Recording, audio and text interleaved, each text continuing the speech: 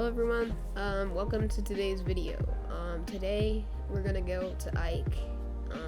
No tricks, guys. We aren't going on a probe or anything. We are going to Ike with 3 people. We'll go with Jebediah, Jebediah Kerman, Bill Kerman, and Bob Kerman. All 3 of us are gonna be going to Ike to get some science. So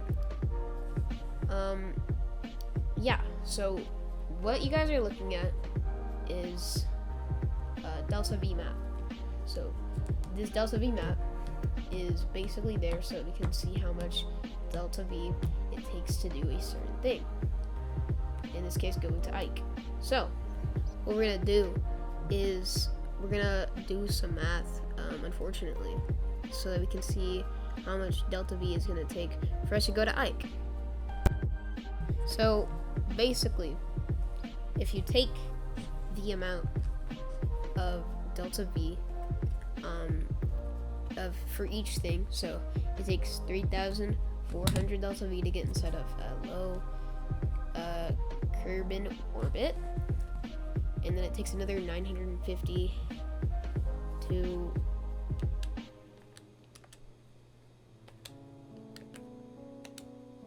get out, and that would take us in total 4,350 Delta V to get out. So basically, then after we add that, we have to add the amount that it will take us to get into Ike from space. And don't worry about what that number is, because if you want to know what it is, just add all the numbers up, and that's how much Delta V you would need. But basically, it doesn't matter because I didn't even listen. In fact, I did under, so I had to do a lot of arrow braking to make it so that I didn't die. So yeah. Hopefully that doesn't happen to you guys. Always overshoot how much Delta V you think you need, instead of undershoot it like I did.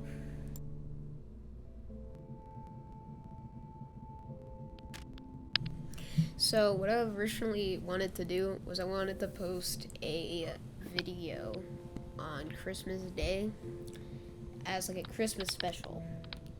And I think I might still do that, but it's not guaranteed. Okay, so it's gonna be pretty stressful trying to come up with something to give you guys at the in 4 days. So yeah, it's gonna be pretty hard, but I promise I'll get you guys something for Christmas Day. I might do it for Christmas Eve because you guys might be enjoying your Christmas and not being able to watch my videos. So I think instead what I'll do is I'll make it on Christmas Eve, and I'll just make that the Christmas special. But I don't know. I'll figure that out. This build took a very long time to make. The building part on its own is 40 minutes long, which is the biggest one I've ever made. So the time lapse is very long. I don't know why it took me so long. I was just taking my time to make sure that it went right, and to make sure that I didn't forget anything, even though I did forget a few things. Anyway, I hope you guys enjoy the time lapse and also the Minecraft music, because I wanted to change it up instead of the same 30 minutes of no copyright lo-fi music. So I just decided to change it up a little bit. So yeah.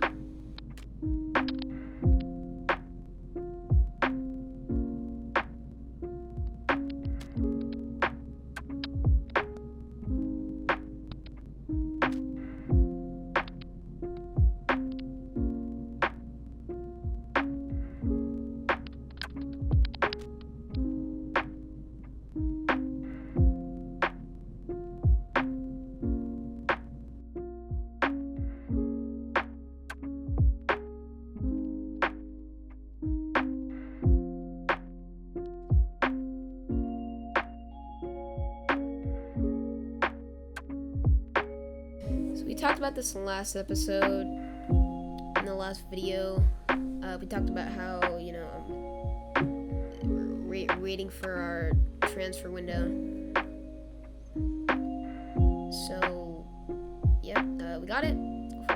44-degree angle. And we're just finishing up the build. And we're getting ready to fly our tiny aircraft. It's not actually tiny. It just looks kind of small, even though it's huge and it weighs a lot. But that didn't go right because the fuel lines were broken for some reason. I think that was a bug. I don't think that was my fault. Anyway, this is the actual mission. So we're taking off, and we're basically just doing a normal flight to escape the atmosphere, basically. It's pretty simple. Just, you know, thing that we do in every other video. So I'm just gonna speed up for you guys because it's the same thing.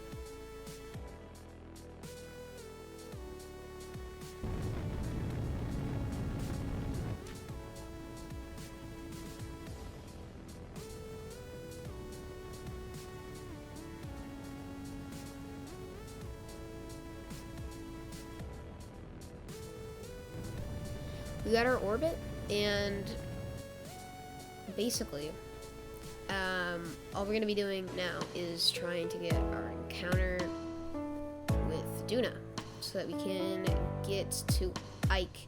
Which, if you guys don't know, Ike is one of the moon. Actually, it's the only moon of Duna.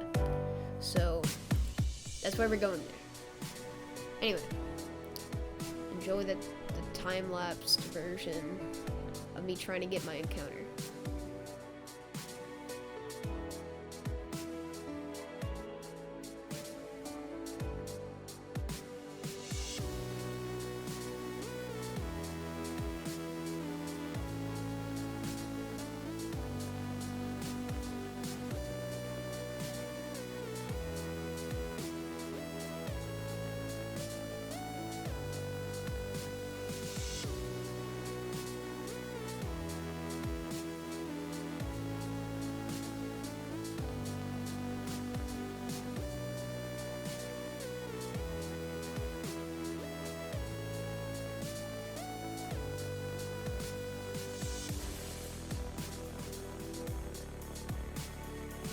Alright, and we got an encounter with Duna, so after this is just a few fine tweakings to get it so that we aren't like, you know, too far away from Duna when we enter its SOI.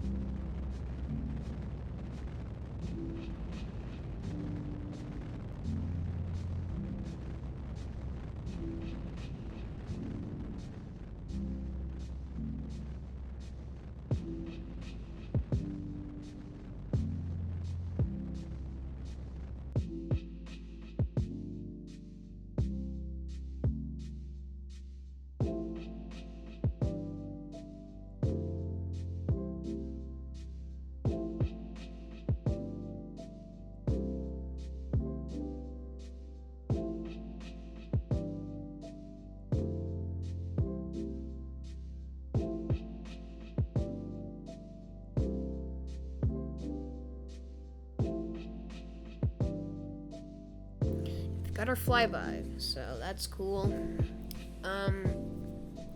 We're getting our circularization burn, but I realized that's gonna be a lot of delta V.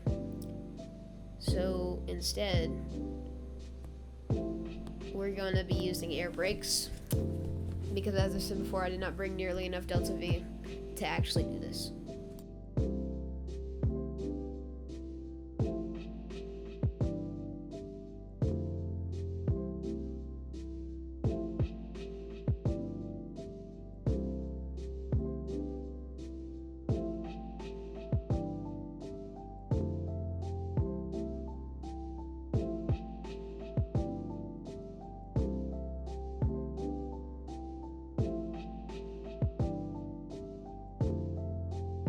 We're gonna do some science. So we're gonna do some crew reports and pretty much everything that we have.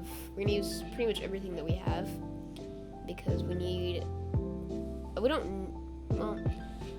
just trying to get as much science as possible, because if you're gonna go to Ike, you might as well get a shit ton of science while you're there, so that you can go to bigger places, and get farther in the game. I think after our holiday special, we're just gonna chill and start doing more like chill missions. Like, I don't know, I've never launched a plane before, so we're gonna try doing that just as like a challenge. And maybe I kind of want to just use the cheat menu to go ahead and explore Jewel with a plane. That sounds really fun. It would be like a separate video from our series, but I feel like that would be a cool thing to do, to just make me a little bit better at the game and just expand what we can do, and maybe even make like an SSTO, because I've never done that before.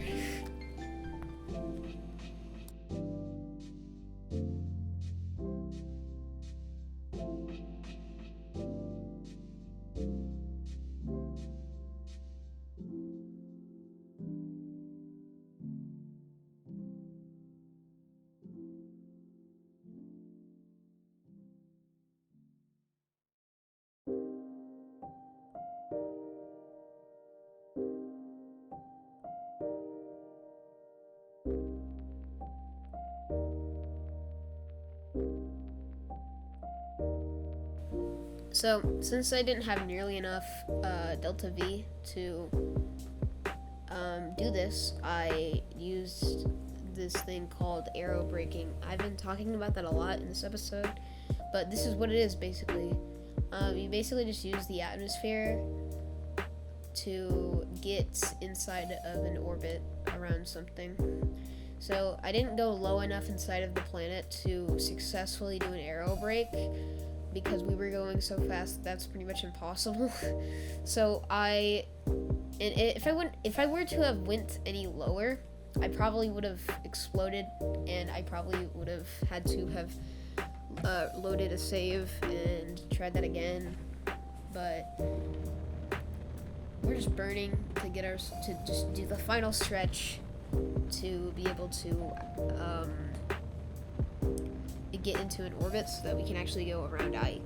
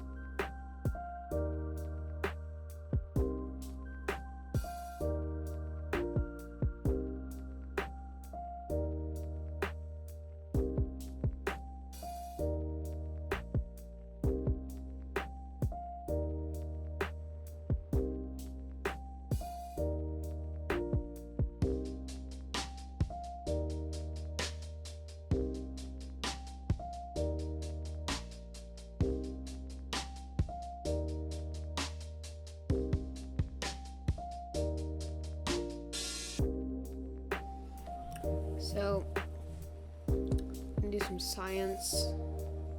Now that we're high above Ike.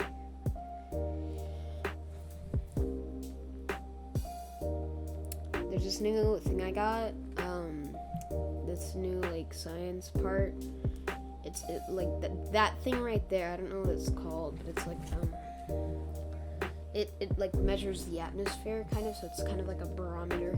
Speaking of barometers, I forgot my barometer, so I didn't bring it. For some reason, I keep on forgetting my science parts. See, that sucks.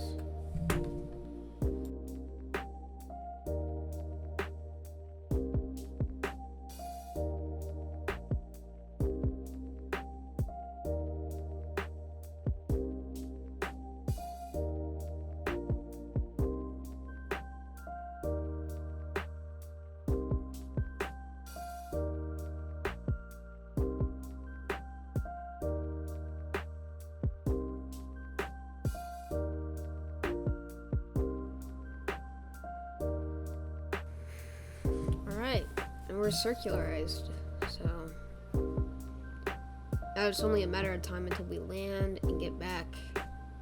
Just gonna do some more science, and then we're gonna land.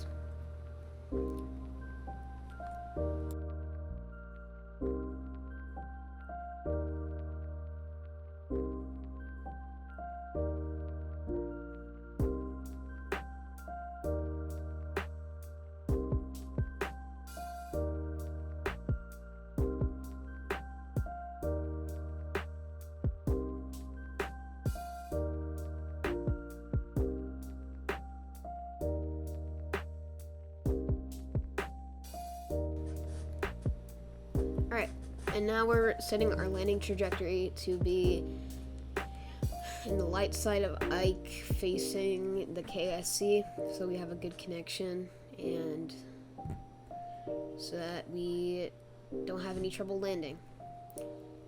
But me trying to direct where I was going to land was kind of not working anyways, because it's incredibly difficult to actually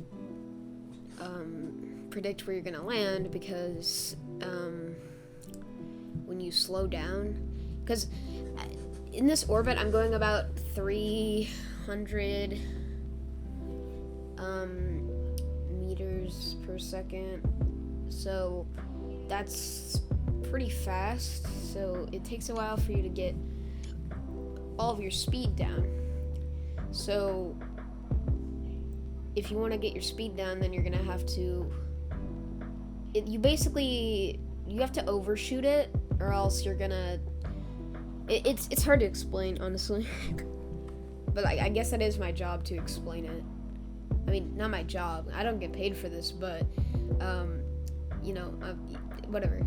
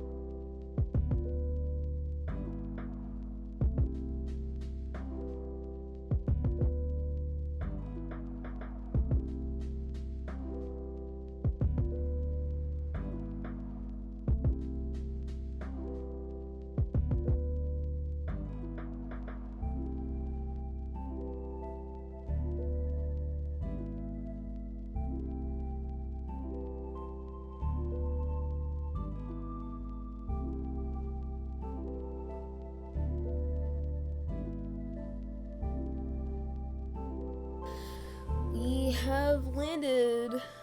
Wow, that's crazy. getting out to do some science because we've never been to this moon before. It's really exciting finally landing here because I never thought I'd be able to get this good at this game. Which sounds really narcissistic, but honestly, like, actually, I didn't think I would be this good. Like, before, I was having troubles getting to min-miss, but now I can actually do stuff like this, which is really cool. Especially when I can, like, spread it to, like, you guys and get more people to play this game. Also, I just want to say, KSP2, sucks. Like, why'd they have to make it so high graphics? Like, I would have respected it more if it was just KSP1, but with more features. But also, why wouldn't you just update the game? You don't need a second game. You can just update KSP1.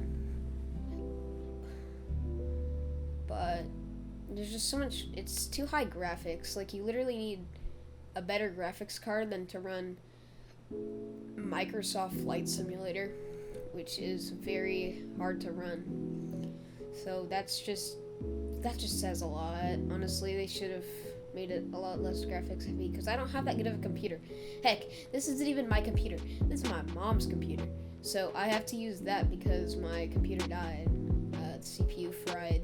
So I have to use this, and obviously I don't have the craziest specs, so I don't understand why they had to make it the most high-tech thing ever. And also, all the YouTubers are playing KSP2, so it's hard to find any tutorials. So, if you guys want me to make a tutorial series, I'll be glad to do that.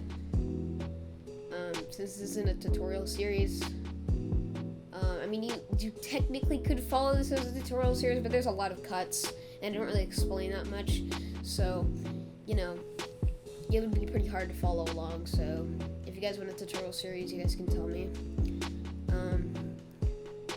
Really cool if one of these videos could blow up, but KSP isn't a very big game, so I don't think it's going to be happening soon unless I switch games.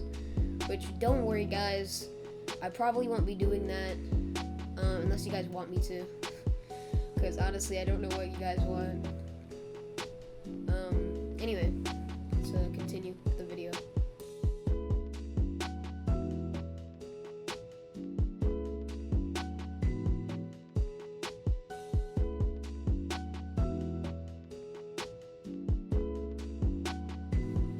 Alright guys, so we're taking off, but we only have 2,000 meters a second of delta V, which sounds like a lot, but we're all the way out inside of the atmosphere, so that's not that much. So after doing the math, it's not nearly enough, but luckily, since any sane person, like, look, all the maps say that it takes you 3,000 delta V to descend to Kerbin, but most sane people don't use thrust to descend to Kerbin, so, you know, we had enough, I guess, but it was really tight, because in order to get into a capture of Kerbin, you need like 700 or like 900 delta V, and I'm pretty sure I had like 400, so I had to completely rely on aero braking to be able to do it completely. But I'm kind of spoiling the rest of the video.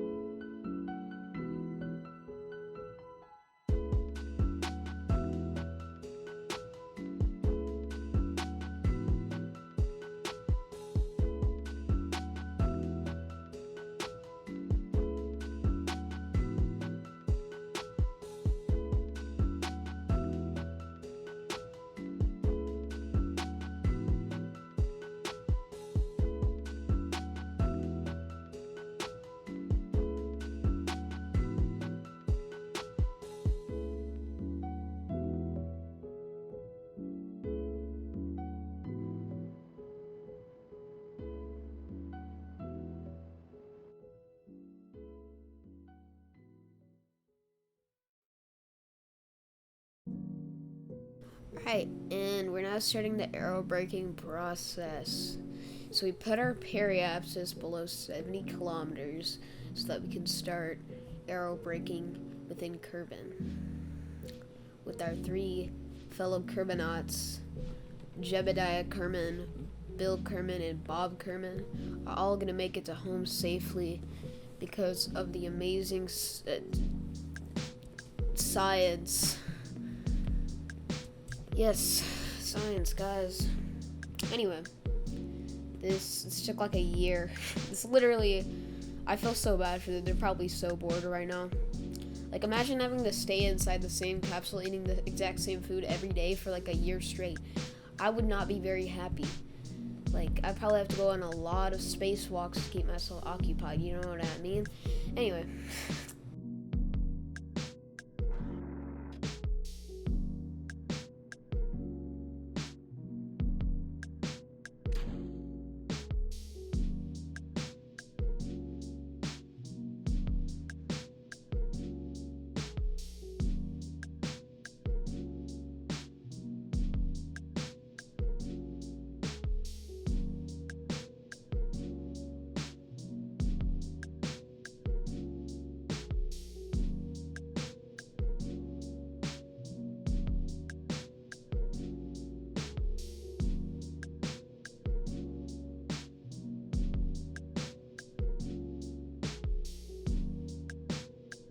This is on 6 times speed, and we were in the atmosphere for so long.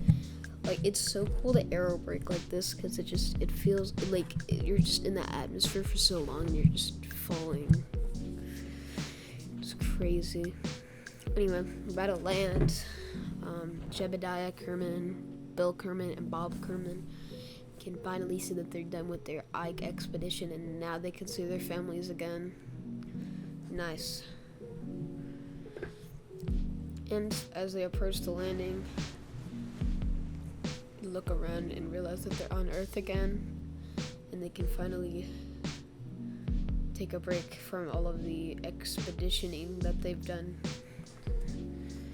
And now that they marvel at the 2,000 science that we've collected because we're just so cool. This is the most science we've ever gotten at once, so that's cool. I guess our work paid off. Luckily, none of them died, so that's awesome.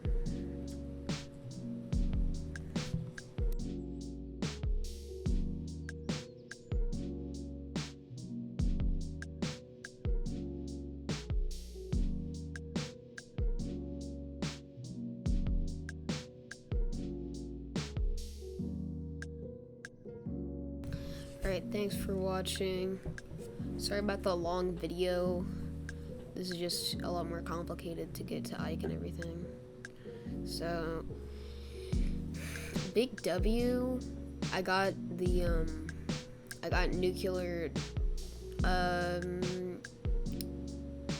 engine. I got the Nerve nuclear engine, so that'll definitely get us to farther places now, and we'll definitely be able to expand farther because of that. I spent a very long time looking around, but I ended up getting heavier rocketry, which is the last rocketry installment one. Anyway, that is the end of our little tech tree thing. I kind of just wanted to look at what we've gotten from that because I was really excited about this because we got field science, we got a lot of stuff because we had a lot of science. So, yeah.